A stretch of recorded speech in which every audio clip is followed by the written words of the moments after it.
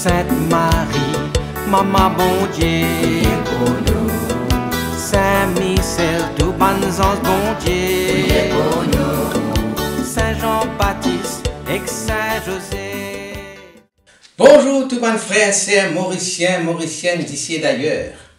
Merci encore une fois de nous rejoindre dans nos programmes N5 chaque jour. Dans ce programme-là, nous avons l'occasion de faire un peu connaissance avec ban saint que l'Église invite nous à célébrer chaque jour. Et nous pouvons aussi demander pour prier pour nous et intercéder pour nos familles. Aujourd'hui, 24 octobre, l'Église invite nous pour célébrer mémoire Saint Antoine Marie Claret, patron ban missionnaire, ban éditeur catholique, ban personne engagée dans l'évangélisation. Et nous profitons de l'occasion pour saluer ban Antoine et ban Marie. Là, nous en 1850, à Santiago de Cuba, un soleil brûlant et une tension soude plane dans l'air. Antoine Marie Claret, les fait vin nommé archevêque. Missionnaire infatigable, prédicateur ardent, lui connu pour ses paroles directes, son amour pour ban pauvre, sa volonté pour réforme ban l'équerre. Mais pas tout le monde qui t'accueille avec la joie. Ce jour-là, alors qu'il peut marcher dans la ville, un homme surgit de la foule, armé avec un couteau. En un instant, il tape le coup de sa couteau-là sur la tête et blesse Claret. Du sang commence à couler, tout le monde commence à crier, la paix commence à installer. Mais Claret n'est pas sauvé. Il n'est pas, comment dire, retourné pour la cachette. Il n'est pas replié dans le silence. Mais il est pardonné. Publiquement. Immédiatement. Soit agresseur est arrêté, mais Claret demande qu'il montre lui la clémence. Il parle de la vengeance. Seulement la conversion. Et sa geste incompréhensible pour certains fait un témoignage bouleversant de la miséricorde. Mais, au lieu qu'il s'est ralenti sa mission, sa blessure-là finit, comment dire, la source de la force intérieure qui a limité pour aller plus loin. Claret, il continue son œuvre avec une ardeur renouvelée. Il prêcher, il visite les malades, il défend les esclaves, il réforme le clergé. Il devient un apôtre du pardon, un témoin vivant de l'évangile dans un monde marqué par la violence et par l'injustice. C'est un épisode marquant qui révèle la force intérieure de sa missionnaire-là. Il n'est pas content pour cause du Christ seulement, mais il imite le Christ jusqu'à dans son blessure. Il vient enseigner nous que la sainteté n'est pas consiste pour éviter ban coup, mais pour transformer nos douleurs en amour, pour faire de chaque épreuve une offrande. Et aujourd'hui encore, dans un lieu de mission, dans un cœur blessé, dans un combat pour la justice, Antoine Marie Claret peut cause avec nous. Il rappelle-nous que le pardon, c'est une puissance, que la foi, c'est la lumière, et que la miséricorde, c'est le chemin le plus radical vers la paix. Né en 1807 en Espagne, Antoine Marie Claret grandit dans une société marquée par un bouleversement politique et un bouleversement religieux du 19e siècle. Ce papa était un tisserand et il fut formé dans ce métier-là, le métier paternel, avant qu'il tourne vers la prêtrise. Ordonné en 1835, il devient un prédicateur infatigable et il fonde la congrégation des missionnaires de Fils du Cœur Immaculé de Marie, qui nous appelle ban Claretin, et il forme sa congrégation-là en 1849. Antoine Marie Claret, il est confronté à beaucoup de luttes. Dans son enfance, il était pauvre. Il était dans une opposition politique à son œuvre missionnaire. Il était dans une menace constante contre la vie. Sa vulnérabilité est manifestée dans la santé qui tient sa santé fragile. Mais jamais il arrête de prêcher. Et parfois, il peut faire sur une prédication jusqu'à l'épuiser totalement. Sa mission est claire. Évangéliser les pauvres, défendre la foi catholique et promouvoir la dévotion au cœur immaculé de Marie. Pendant son ministère à Cuba, il fonde l'école, l'hôpital et il lutte contre l'esclavage. Une histoire racontée, assez célèbre, racontée qui était parcourt plus de 50 km à pied pour être capable d'aller presque dans un village reculé et il refuse tout confort personnel. Tournant décisif sur la vie, il est arrivé quand il abandonne définitivement sa carrière paternelle de tisserand pour y rentrer au séminaire. Mais plus encore, ce soit pour fonder une congrégation missionnaire en 1849. C'est un acte prophétique qui répond à l'appel intérieur pour lui consacrer sur la vie à la propagation de l'évangile dans le monde entier. Parmi les miracles qui est associé à Saint-Antoine Marie Claret, il y a deux miracles qui, comment dire, mettent à part par leur intensité spirituelle et leur impact le ban fidèle. D'abord, la bilocation et ensuite la guérison instantanée des enfants qui étaient morts.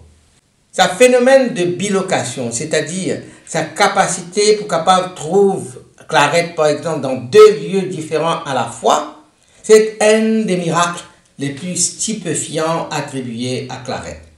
Un témoin crédible dont certains membres du clergé et des fidèles laïcs affirment qu'ils trouvent Claret en Espagne, mais en même temps à Cuba, à l'époque où l'activité missionnaire était particulièrement très intense. Ce n'était pas une simple rumeur. Un témoignage de concorder sur un détail précis. Par exemple, qu'il a une intimité, qu'il a une parole, il peut dire, même un geste que tu fais, tu accomplis dans chacun de lieux quand tu étais à la fois. Des fois, ça deux lieux quand tu étais à la fois là. Ce miracle est interprété comme un signe de sa disponibilité totale à la mission divine, une manière pour bon Dieu pour multiplier sa présence là que tu besoin, que ben besoin spirituel est plus urgent. Dans l'époque du 19e siècle, que tout affaire besoin raisonner, besoin une raison par derrière, que la foi est souvent mise à l'épreuve, que ben courant matérialiste et anti-cléricaux ça peut monter. Ce phénomène-là, phénomène de bilocation là, un phénomène surnaturel, est profondément bas dans l'esprit. Il percevoir comme une réponse céleste à la limitation humaine du temps et de l'espace, qui, bon Dieu, n'est pas limité dans une certaine période ou un certain espace seulement. Il y a une manifestation de la charité ardente qui t'anime Claret, qui lui paraît pour lui donner sur les corps et âme, pour le salut des âmes, et ça, lui défier l'espace et le temps. Un autre miracle marquant, c'est celui de la guérison instantanée des enfants qui étaient morts, des enfants mourants, qui Claret t'y bénit et en imposant les mains. Ces enfants-là qui atteignent une maladie bien grave, et ben le docteur qui finit dire ça, peine aucun espoir. Donc il finit de trouver un enfant qui finit perdu. Mais il finit retrouve soudainement sur la fausse éclosion sur la santé, après qui Claret finit béni et prier pour lui. Sa petite bénédiction, sa imposition de main qui Claret finit faire de ces enfants-là, les tire remplis de compassion et de foi, les finit accomplir sans tapage, sans grandiosité, mais dans le silence, dans la simplicité qui caractérise justement ce qui Saint Claret était.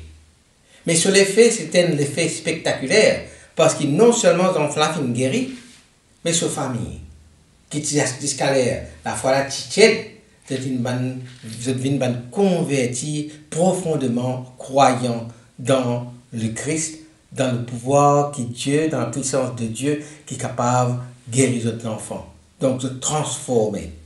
Ce miracle-là, ce n'est pas un miracle isolé. Il y a d'autres guérisons, d'autres conversions, d'autres interventions providentielles qui viennent accomplies par Claret et qui viennent rapporter tout au long de son ministère. Souvent, dans un contexte de grande détresse sociale et spirituelle. Ça va signe là, Jamais, comment dire, Claret, tu peux rechercher ça pour lui-même. Mais, il est simplement considéré comme un instrument humble dans la main bon Dieu. Mais il faut contribuer pour renforcer la foi fidèle, pour raviver l'espérance de la communauté, pour établir sa réputation de sainteté bien avant sa canonisation. Saint Antoine Marie Claret n'est pas seulement quelqu'un qui cause aux hommes et aux femmes de son siècle, c'est-à-dire 19e siècle, mais il a fait cause puissamment à nous l'époque, au 21e siècle, un siècle marqué par la quête de sens, par une fracture sociale, par une crise spirituelle. Ce courage missionnaire, loin d'être une simple ferveur religieuse, c'était le fruit de l'amour brûlant pour le Christ et pour chaque être humain. Les petits parcours dans la ville, dans la campagne, souvent à pied, et qui prêchent avec passion, qui t'y réveillent dans conscience et qui réchauffent dans l'équerre endormi. Dans un monde où l'indifférence peut gagner le terrain, Claret rappelle-nous que l'évangile c'est la force vivante, capable de transformer une société et guérir les blessures les plus profondes. Sa fidélité inébranlable à la parole de Dieu, même au prix d'une persécution, au prix d'une menace, au prix d'une attente à la vie, c'est un appel à l'audace spirituelle. Une audace qui appelle nous pour ne pas fermer nous la bouche devant la vérité, pour ne pas diluer le message du Christ, mais pour vivre pleinement avec courage et avec cohérence. Ce engagement pour la justice sociale, l'éthique prophétique, l'éthique dénonce un abus, l'éthique défend un pauvre, l'éthique opposé à un puissant quand l'éthique opprime un faible.